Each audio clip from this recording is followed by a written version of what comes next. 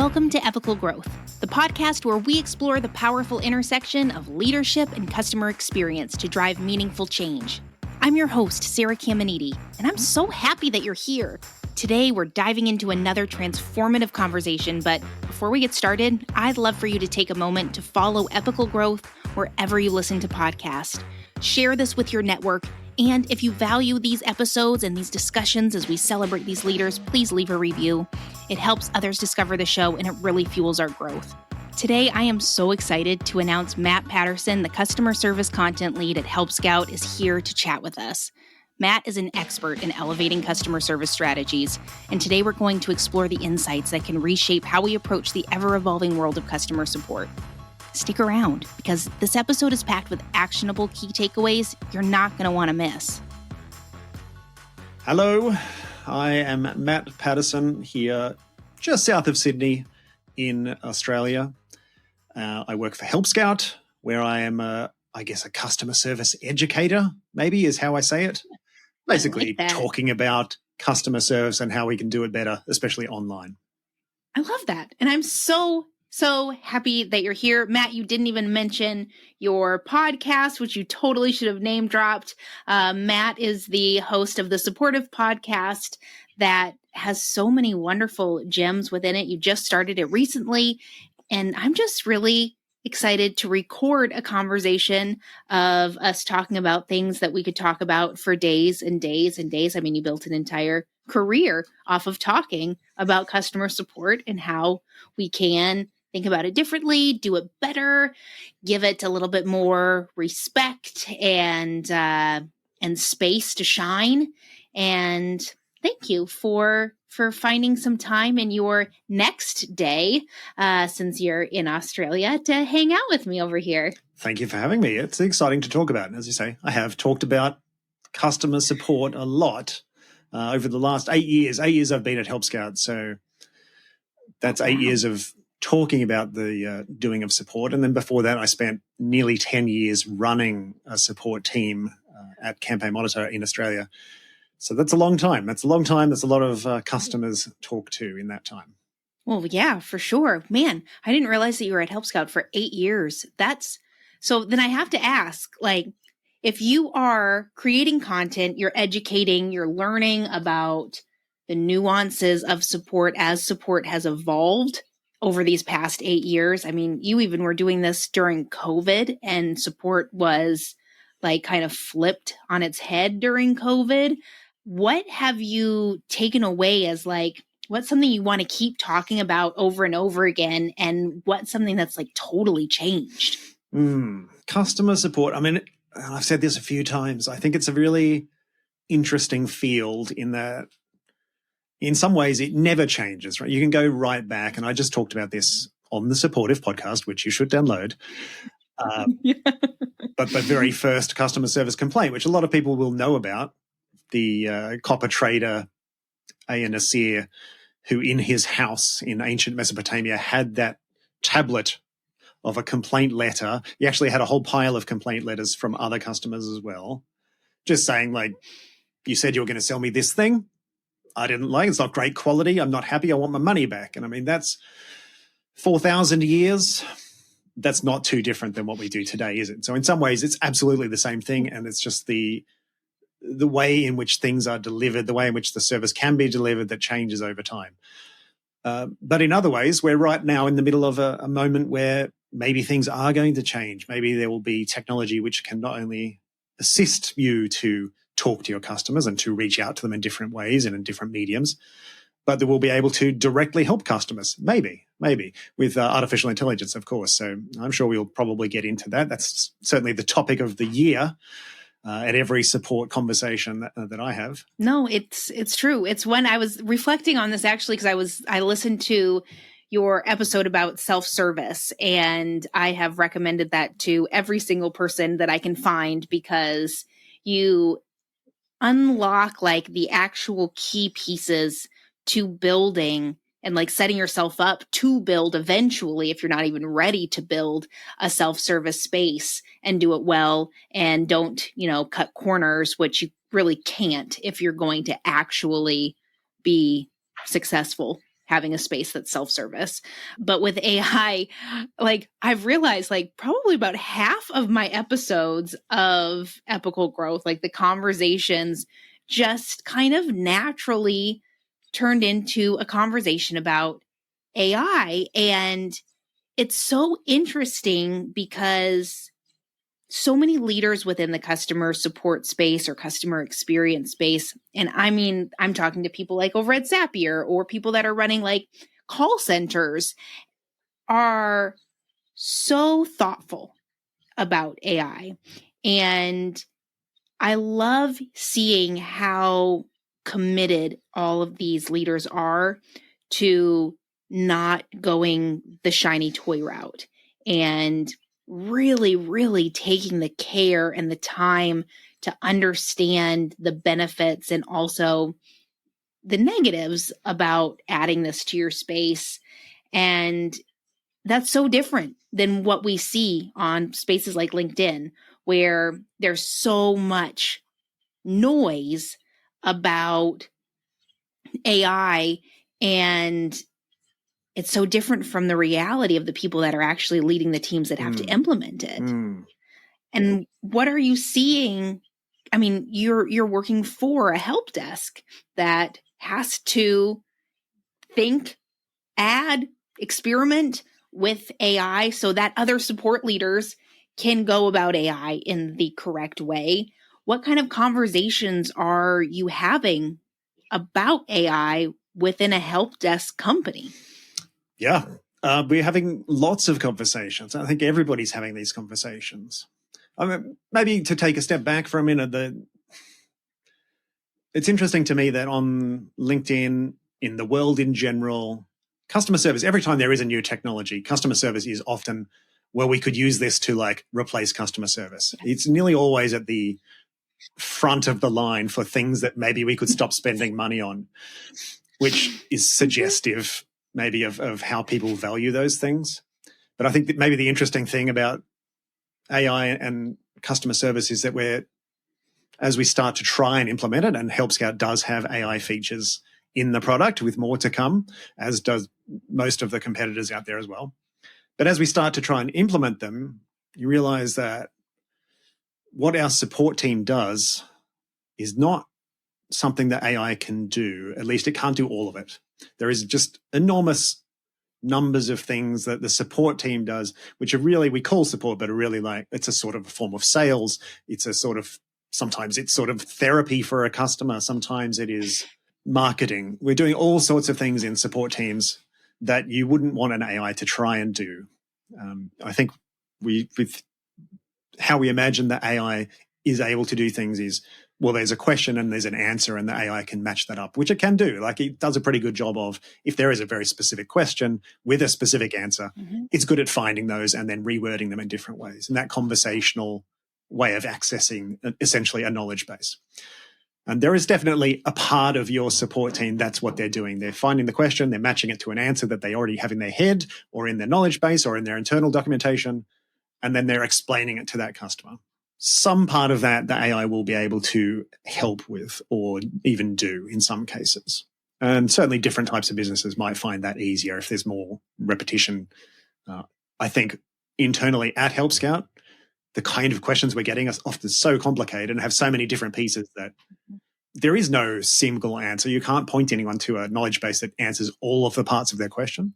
Or if it does, you still want to interpret that answer in a way that makes sense for their context, because that's what good service is. It's adapting it to this person and this context and what they're actually trying to do, which is often not what they actually asked to do. And all of the complexity are there. And we're just going to find out, oh, actually support is a lot more than we thought it was once we try to replace parts of it with artificial intelligence. Yeah, that's what I'm hoping. And that's what you're starting to see little bits of it. You're starting to see, and I think that's why there's been such an increase in just visibility of people that are talking about the realities of leading or building or just being in a support role, and what that career trajectory actually looks like and the skills that are required in order to do this well. And I don't think that even if everybody was talking about it, I don't think that people were really in the mood to listen. And I think with AI, it's been highlighting all of these things that we've been doing for years and years and years and years and years that no one would really pay any attention to. But now that they're showing it off as this incredible thing that these AI tools can provide to your company that you've never seen before, now it's like, oh, wait a second. Like, I do that. I've been doing that. We talk about that. I brought that to you. And it's changing the conversation slowly, incrementally. But I agree. I think it could provide a little bit more credibility and respect to a space that is a very taxing, and it is a profession. It is a profession that you have to be a specific type of person to thrive in. Absolutely, you do. You know what I wish people on LinkedIn would do, and this is not going to happen because the reason that I think one of the reasons that customer service is the one that gets thrown at well, why don't we use AI for that, is because the people who are deciding to build these AI tools and the people who are excited about them at a high levels in company are not the ones who are doing the support. So they don't really understand what the job is. And so their mental model of what that part of the business is doing is very limited, and it seems to match up very nicely with what AI can do. But I would like to see, and maybe I should just do this, is start talking about how we're replacing executive level managers with an AI tool to, arbitrarily make decisions about things. Because it feels like, to me, certainly in my experience, and no shade to anyone at Help Scout, I'm thinking more of previous jobs. There are definitely some people I could have replaced with an AI that just randomly chose what to do on any given week, and we would have the same result. Yeah, no, I think that's a really good idea. It could be a fun experiment to just do some hypotheticals of what if we replace marketing with AI? What would that look like? What if we did this? And the end result in most of them will be the same end result that it is with customer support. This can do some really cool things, but it cannot replace a person who is skilled in this space. No. And by its very nature, because of the way that generative AI works, it will always tend towards mediocrity because it is absorbing everything that's out there and then it's generating a kind of medium version of that. It's never going to be the one that does something interesting. I think it will inspire people to do interesting things, but by itself, it's always going to be just sort of mediocre. And maybe the best result is that it raises the bar in customer service of, like, instead of really terrible human-powered support, we get marginally better AI-powered support across the entire, set of companies in the world. But certainly most of the people that we serve at Help Scout, and I think most of the people listening to this right now, you already want to be better than mediocre, and you probably already are. And so the AI will be used in different ways there. It'll be used to try and improve the leverage that a person has on the work that they do. And so I suspect that's where we'll end up, but we have to go through this period now of what if we just tried it everywhere for everything until we figure it out. Yep. It'll be an interesting journey, but I think that the folks that have made this a career all know deep down, even if things get scary, even if it's just doomsday out there with the way companies are behaving, those companies will realize their mistakes, and you won't want to go back and work for them probably, but there will be other spaces that realized what a special opportunity high quality support professionals provide to a company, and that is where you will shine. This is just a moment to get you there, and we just kind of got to hang tight. Yeah, we've got to hang in there. We go through the weird hype cycle that we're in, and then we'll come out the other side and it will become a little bit clearer. Hey, this is where these new tools were useful, and they could amplify some of the skills that we had, and they could help us deliver the type of service that we wanted to deliver to more customers or across more time zones, or we could do it in a way that the self-service is a nicer experience for them. I think we'll figure that out. And in between, we're probably all, as customers, going to have to suffer through some companies trying to do things that AI, it turns out, is not that good at. I mean, I think we've been suffering through that now in varying degrees for quite some time. I know if I call many different places, I mean, first problem is that I'm calling them in the first place, where I could just be hopefully finding out an answer much more easily online. But yeah, and then you suffer through the yelling at the phone, let me speak to a representative, to stop yourself from going through 9 different rounds of press 7, press 5, press 4. The menu changed. Nothing you know before works. And now you have to start fresh. And then it just hangs up on you. Yeah. All these things were just pretty representative of how the company really valued the service experience. And so it's not going to magically make those companies care about good service, right? If they had already decided it's not really worth investing money into providing more people so that we can deal with the unexpected volume of calls, which seems to be every day. Every day. Then they're not going to do that with AI either. They'll use the cheapest option there, and they won't use the most effective tools. They won't pay extra to get the AI that they can tweak to be more performative for their particular setup. They'll just use whatever generic cheap thing they can, and they'll provide generic cheap service like they already were doing. It will just cost them less money. But there'll be opportunities for other companies who really want to provide good service and who maybe couldn't afford it before. I think there is potential that AI could really help them serve more customers with fewer people than they would have had to have before.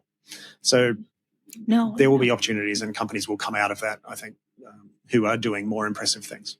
I think so too. I really like what you said about the value, because that is something that I think about often. If you keep asking why for certain things, you usually end up figuring out the value that the other person puts into either you or a role or a task or a project or whatever it is.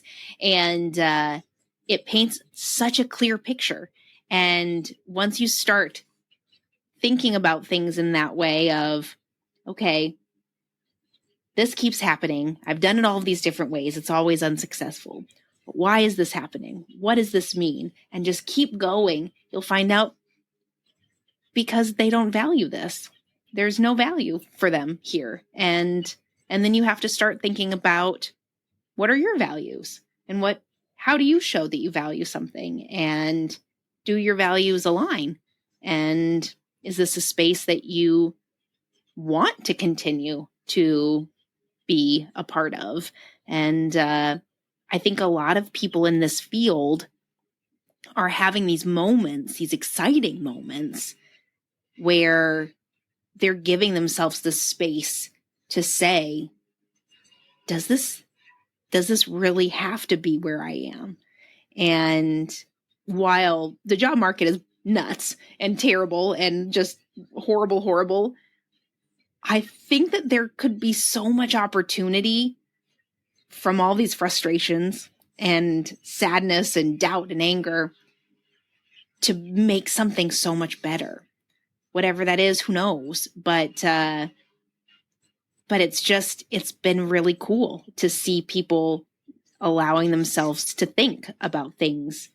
And I have to wonder, like, Matt, you found yourself in a career where you are able to share what you've learned, but also be the advocate and the voice to a lot of people that may not know how to articulate things. What have you really loved about getting to shine light on this career for so long? Yes. Well, okay. A couple of things. I think coming from running a support team before, one of the things I really enjoyed about coming here was I get to do the bits of running a team that I really loved the most, which was identifying, what people want to get better at and helping them improve their skills and helping people figure out what it is that they want to do. So I can do that sort of at a larger scale at Help Scout, where I'm not responsible then for scheduling their holidays and telling people that they have to work on Saturday or whatever. The least fun parts of people management. So I do enjoy that. And I enjoy helping people think about the job that they're doing. I think if I had to describe the supportive, which is a newsletter and which is a podcast and which is articles on the website and videos on YouTube, which I do, since that is my job, I do have to describe it. It would be that. It would be helping people think through their own jobs. So we all work in this industry and we're all trying to do something, and it's easy to just do the job, especially in support. It's such a queue-based thing. Like, there is always more to do. You never get to the end and have that time to look up and think, where am I going here? What am I doing? Do I want to be doing these same things that I was, or should we be doing things differently? Like, you just don't often get that space. No. And so I am in a position where I can have that space and can help people to maybe have a perspective on their work, on the industry, on the career that they have, and give them a bit of a framework for them to think through their own things and to come to their own decisions. So that's probably, I think, what the supportive really is for, ultimately, is can we think about what this is that we're doing, and what do we care about, what do we value, and what can we make better? And sometimes it means helping people figure out, this is not for me, and actually I'm better suited to do this other thing. And I can transfer those skills out to a different role, which I would love to see more people coming out of support into, for example, executive leadership roles. I think that would improve the world immeasurably. I think so. I agree. Oh my gosh. I agree so much. And what a cool opportunity to, instead of taking this content that you are producing for a help desk company and have it be operationally focused only, and have it be very regimented in the data or selling pieces about Help Scout, that you instead found a way to make something that is educational and provides growth and conversation, but also is celebratory and honest and connecting to the individuals that are actually working in the queue, and not just the people that think that they understand support. That's really cool. It is cool. And I think a lot of the credit for that goes to the people who started Help Scout, because the reason that I can do this here and that I am not having to constantly sell the product Help Scout, which you definitely should sign up to, but I don't have to do that in the content all the time, because the people who started Help Scout, so Nick and Denny and Jared, the three of them always cared about good service, and they always wanted to be helpful to their customers. And so they're willing to, spend money to be helpful and informative and useful in a way that doesn't directly drive business. I mean, in the long term, obviously, we hope that people try Help Scout because they like the way that we talk about customer service and they think that they align with the values that we have. But that value of helpfulness means, we can be helpful and useful without having to monetize everything. Everything doesn't have to be driving the business. It can just be helpful because we think being helpful is important, and we would like our business to reflect that in all of its aspects. So in the marketing, but also our own support team, who are incredibly helpful, even when they're not directly answering a question about the product. And the sales approach of Help Scout is also quite different than some sales organizations that I've worked with in the past, I would say. There's a different vibe there. It is more helpful, and it's okay to say, I don't think this suits you, actually. I think you'd be better off somewhere else. That's okay, because that's a core Help Scout value. So, shout out to Help Scout, the company, for allowing it. That's very cool. And that's cool that it's something that's continued, because those dreams of how you want your business to run, I think we have all seen founders that go into running a company with the best of intentions, and they want to keep the culture, the dream culture, for as long as they possibly can. And then the reality of running a business kind of starts to creep in, or maybe they shouldn't be the CEO of something, and they just continue to stay there because they don't really know what else needs to happen. And in doing so, that culture just can no longer survive. And so to see that founders came into this space knowing that they wanted to provide an opportunity for support teams to thrive, but also feel heard and valued, and then create a company where everybody in the company also feels heard and valued and safe to be honest with people, which ultimately provides the best support because you're building trust and a relationship with these people, whether you talk to them once or 100 times, but that they stuck with it. Yeah, and that's not easy to do.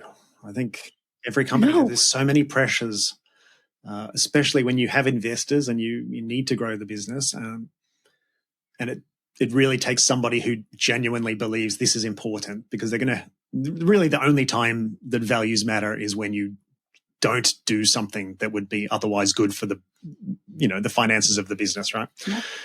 If you make a decision like this probably would in the short term improve the metrics, make that graph go up and to the right, but it sort of conflicts with our core value, and you decide to actually stick with the core value, well then, yeah, you've shown, yes, we do believe this and we are willing to invest in it, even at some cost, at least in the short term. And that is rare, I would say. Especially if you have investors. But like your actions actually speaking louder than your words is what we say to our kids over and over again. It's something that we don't think that is really going to, carry the weight that it does.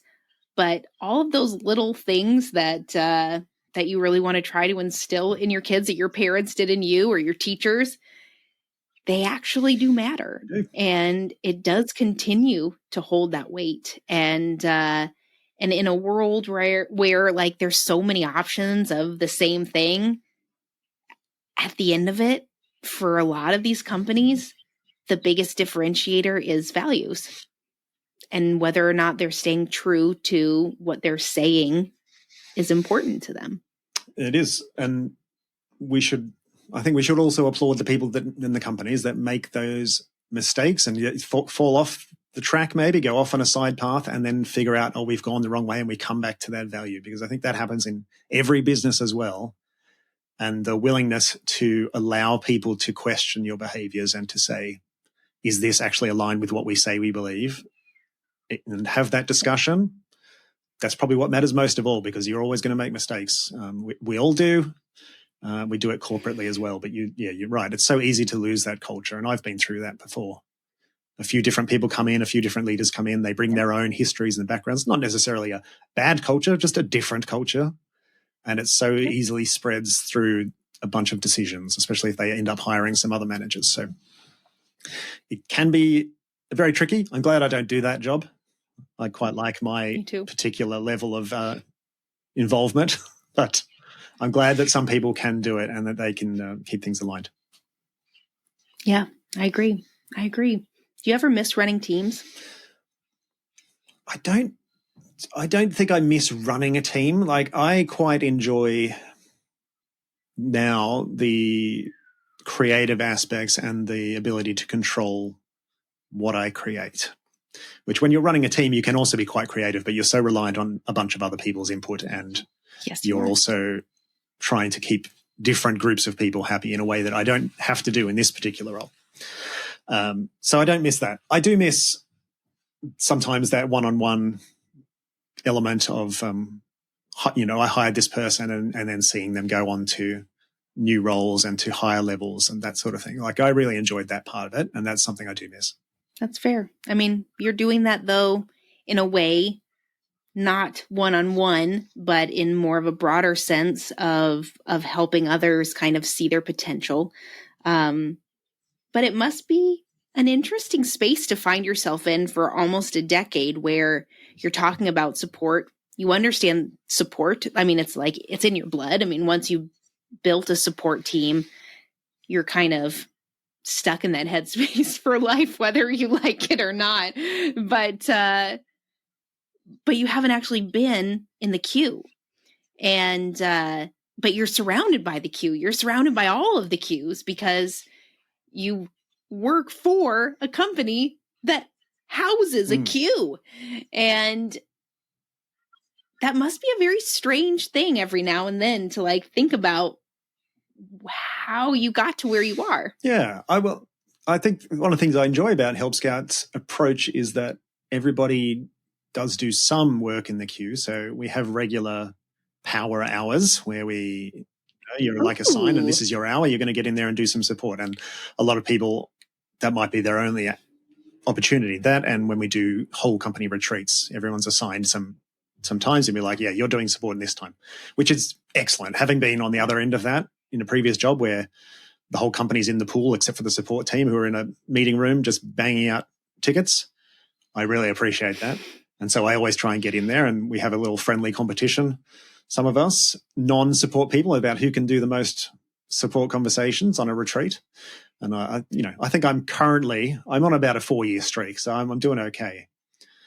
My number one competitor, who was not from a support background, so impressive work, Eli, you know who you are.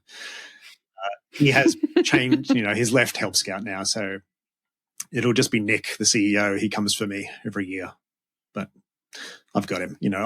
When I was a campaign monitor, I think at one point I went and looked, how many conversations have I actually done? And it was well over 50,000. So I was like, that stuff is all still in there, even though I'm not the Help Scout product expert in the way that I was at campaign monitor, that's for sure.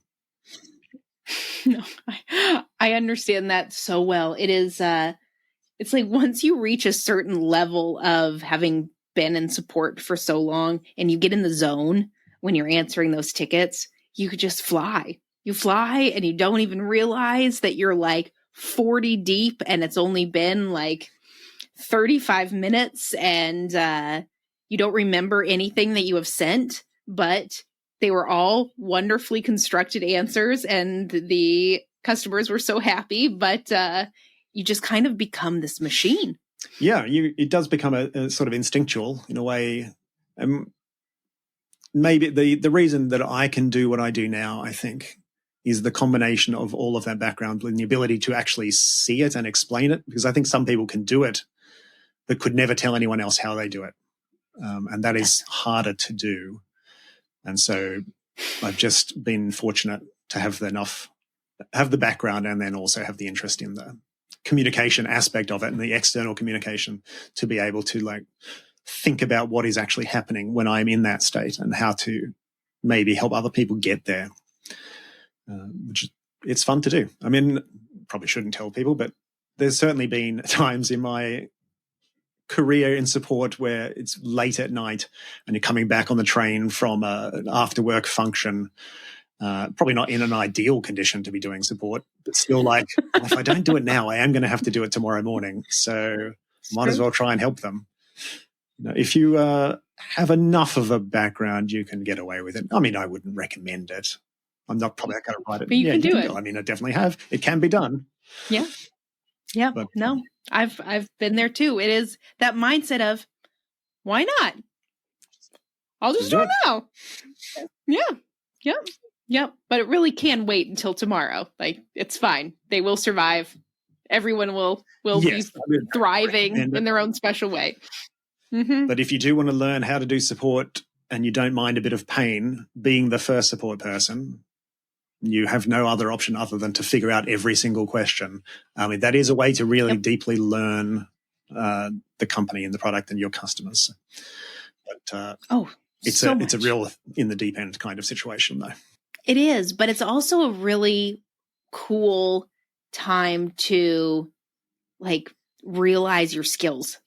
It was, I remember when I was the first support person in a company and they'd been around for a while, they'd been doing it on their own. And the support queue was so long. There were so many messages in there.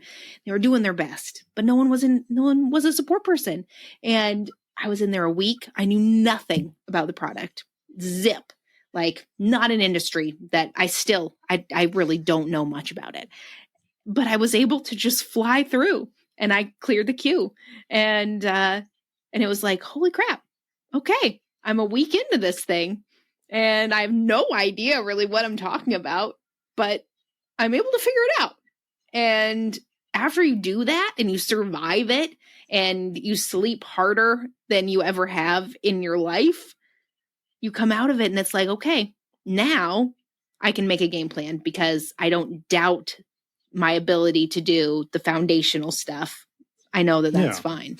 And I think maybe something that will come out of this whole AI period is people realizing the skills that they have that they maybe were not aware of what they were actually doing, and the amount of nuance and background and emotional energy that goes into support that is not visible really to anyone outside of it, and sometimes not even aware. You're not even aware of it yourself about how much thinking goes into what answer comes out, even though sometimes the answers look quite similar to other ones, but there's often a lot of decisions being made in the background.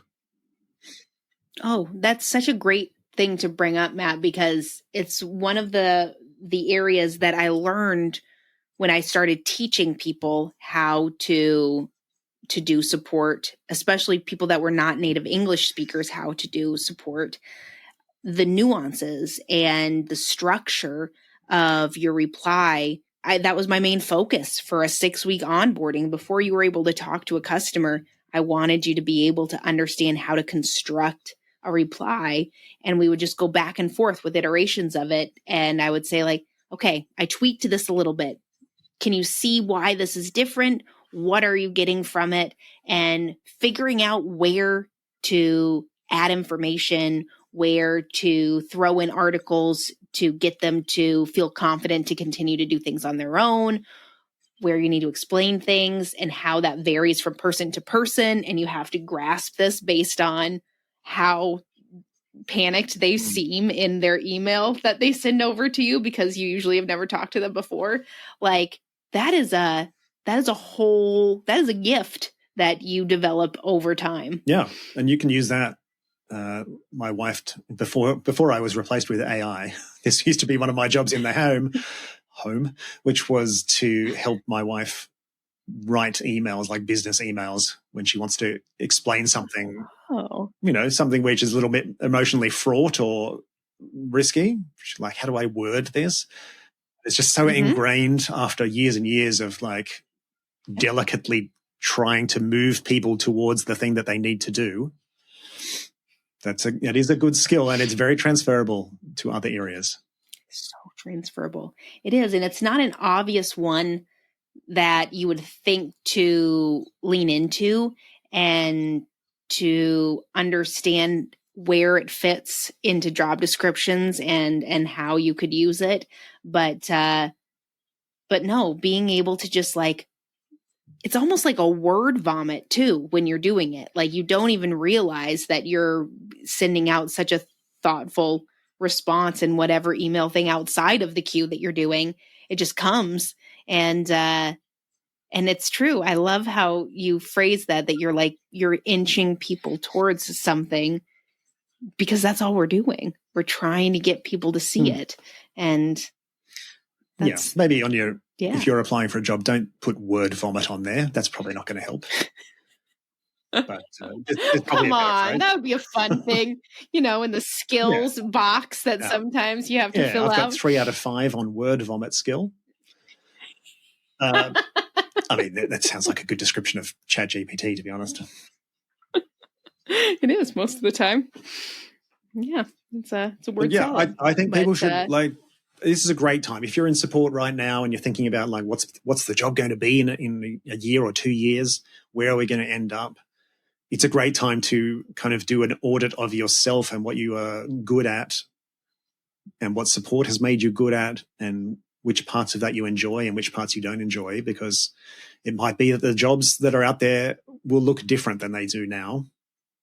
And being kind of self-aware in that way about where you are now and where you want to get to and what you might like to do, you can just make better decisions if you know which direction you would rather go before you get pushed one way or another.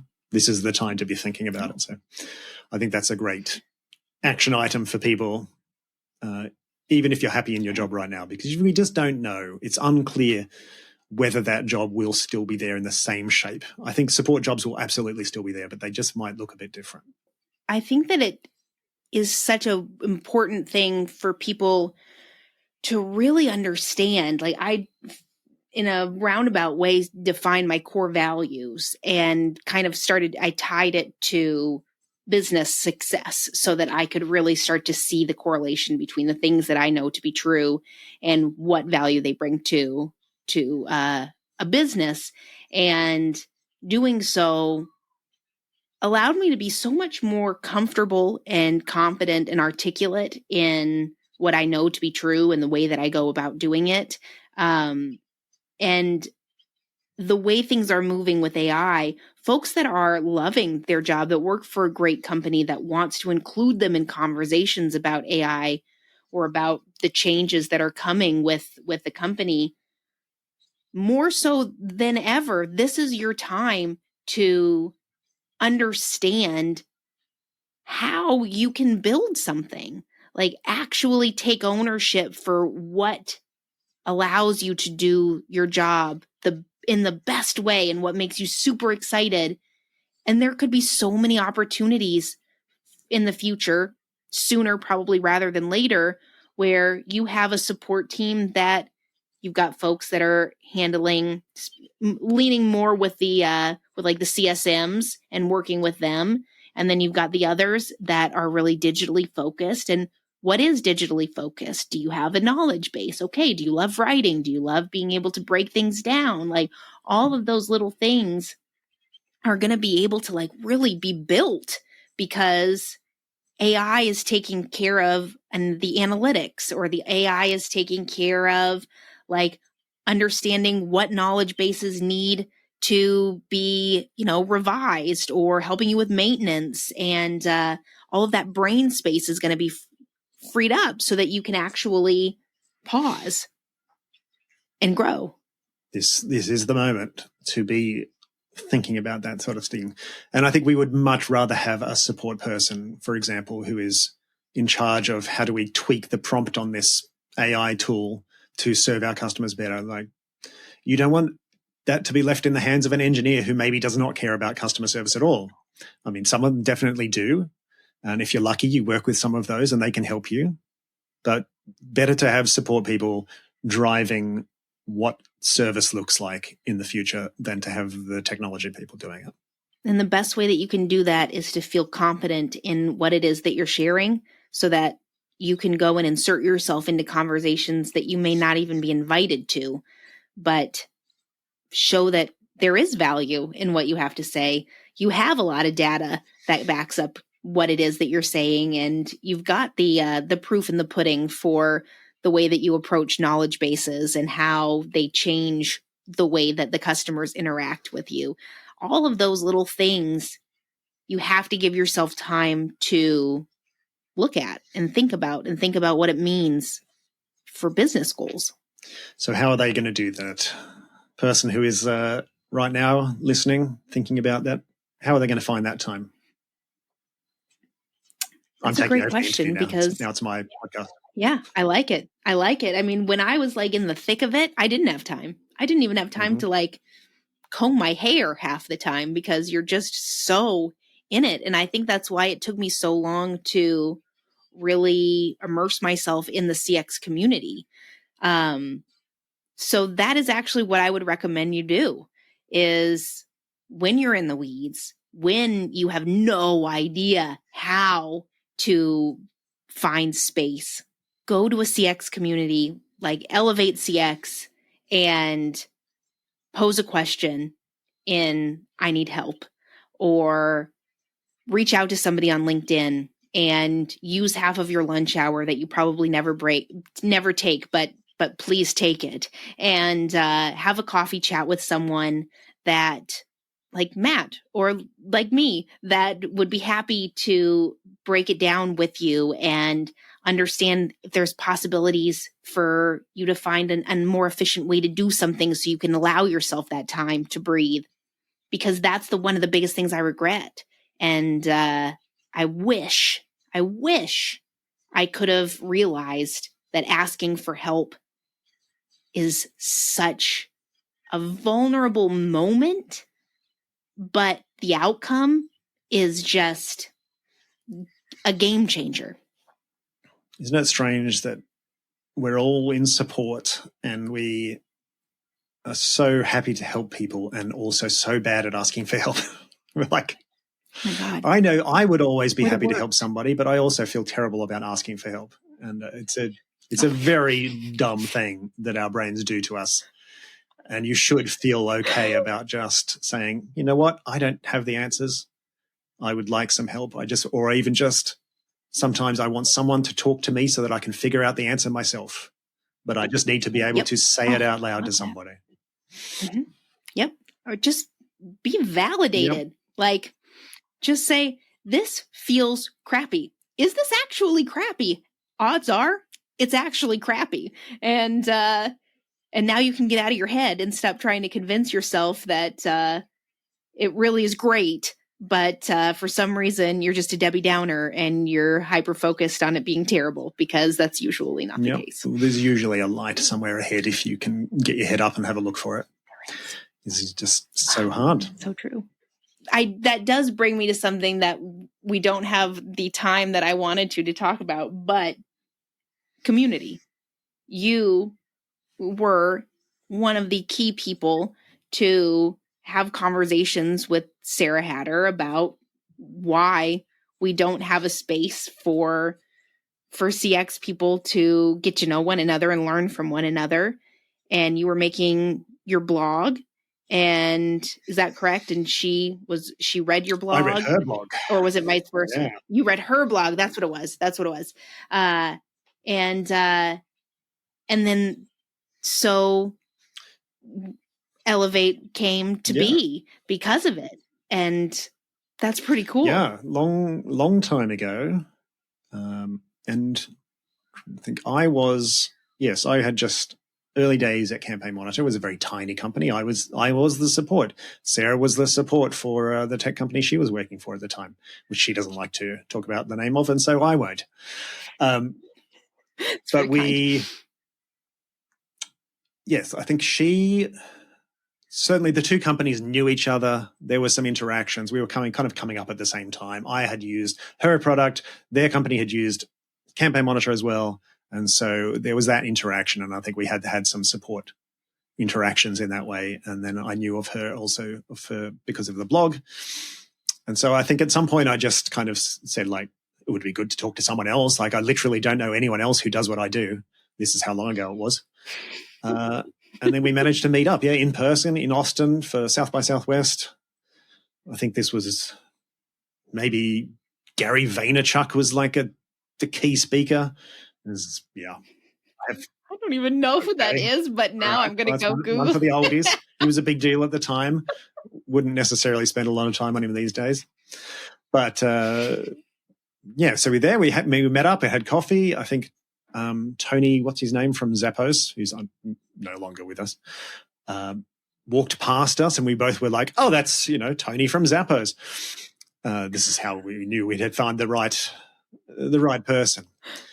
And so we just had a good chat about, like, wouldn't it be great if there was more of us, if we could like talk about this stuff more. And then I went back to Australia and did nothing, and then she went back to wherever she was and created a support conference out of nothing. And I started doing talks there, long time ago. And out of that came what is now Elevate, and out of that also Support Driven sort of started from that same community. And now literally thousands of people don't have to be alone doing that job, which is, it's incredible to think about how far it's come in that time. And I'm very thankful for it. You should be really proud of it too. I mean, just saying out loud, hey, we both do the same thing, and it would be really cool if we could talk about this more. Wait, I wonder if there's other people that are doing the same thing. And just kind of just trusting your gut a little bit and going out of your comfort zone a little bit, and seeing what happens when you try and look at what happens. Yeah, that's been a bit of a pattern for me, I think. I can look back now. I used to be a web designer, and when I was a web designer, I was like, why are all the other designers that are talking about things are like freelancers or they run design agencies? And I was working in-house for different companies. Like, I was the web designer inside the Australian Stock Exchange. And I was like, I'm doing a different job, even though we're both web designers. I wish there was more people. And I sort of just found some on the internet and like started an email chain. And we just talked about like being an internal web designer and what that was like. And then I was in email marketing. And then I sort of did the same thing there with Justine Jordan, who Many people will know from Litmus in those days, just talking about what it was like to do email marketing. I think I met her actually at South by Southwest, the same one. Yeah, we just No met in a way. bar and we were like, oh, email marketing people. And then we had a good chat about that. And we sort of bought a domain name the next day together about to try and start like an email marketing community. With less success, I would say, than Sarah had. But still, it was definitely a pattern for me, and it remains so. So, yeah, absolutely. Find your community. And if it doesn't exist, make your community. Like, those people are out there. You just got to be the first one to take that one step, and you'll find your, equivalent of Sarah Hatter who can actually do it for you. It's true. It's true. And really cool things happen when you start to talk to people that are in your space. It's just, the opportunities are endless. And this is way far and beyond networking, which is so much easier and more fun when it's in a community because you're actually seeing people from a personal level. But just ideas and brainstorming and just lifting each other up. Shared pain. And yeah, because we feel pain. Like, it's not an easy department to exist in, to spend all of your time in, and knowing that the stress is not special to you. Yeah, it's not personal. At least for me, that was a weight. It's just the job. And you don't have to just kind of hang out and absorb that all yourself, especially if you're a leader. If you're a leader and you're trying to figure out how to deal with your team going through all sorts of change and chaos, like, there are other people out there who are just, someone who is 6 months ahead of you would be so helpful to talk to. That's all it takes. You don't need to find like an absolute veteran of the industry. And that's why these community events are so good. And I know you're going to be in Denver, I think, soon as we speak, and in London, where I will also be at Elevate. So there's lots of opportunities out there. Go and find one, find your people. It's very much worth it. It's so worth it. It's so worth it. So, Matt, on that incredibly wonderful note, love the little plug for the conferences too. Get your tickets for both Denver and London if you haven't. And London's free, so no excuses. My entire team, even folks from Asia, are going to be coming over for this one. So it's going to be a party.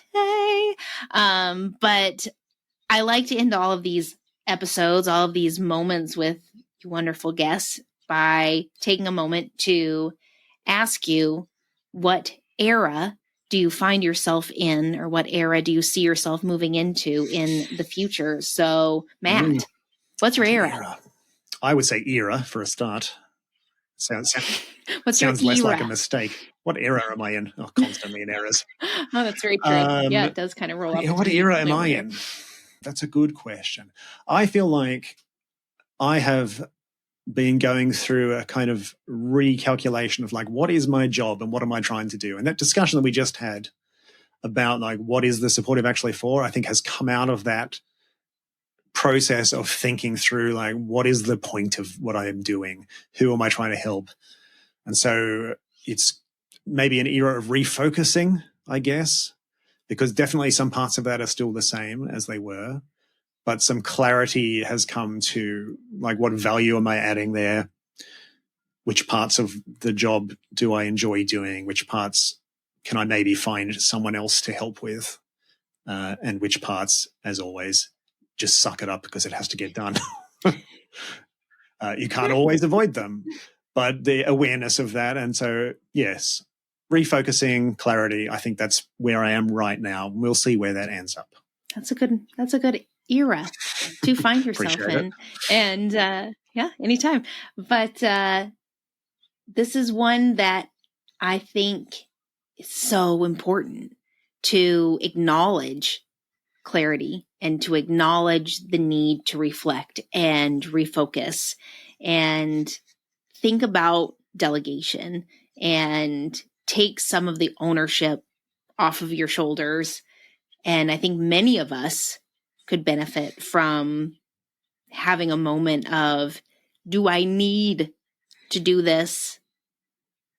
Or is there someone else that could learn from this, could grow from this, could help me with this. There we are, asking for help again. But we support folk like to wear all the hats. We like to do it all and keep asking if anyone else needs anything else while we're doing it all with all of the hats and holding like 18 coat racks with other hats on them.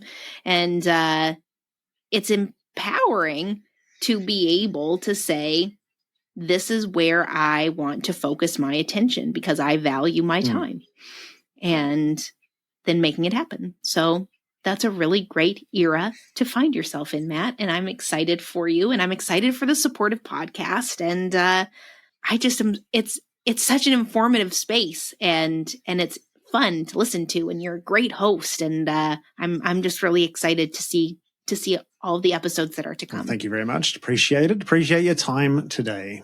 Thank you. Thank you for your time. I'm going to go to bed because it's very late in my time, but I hope that you enjoy your Wednesday. And thank you. Thank you. Thank you so much for tuning into another episode of Epical Growth. It has been so much fun to have Matt Patterson share his wisdom on customer service and leadership. Remember, small things ignite change, and you're capable of so much more than you realize. If you enjoyed today's episode, don't forget to subscribe, leave a review, and share it with others who are on their own journey of growth. I'm Sarah Caminiti, and I hope you have a great day. Until next time.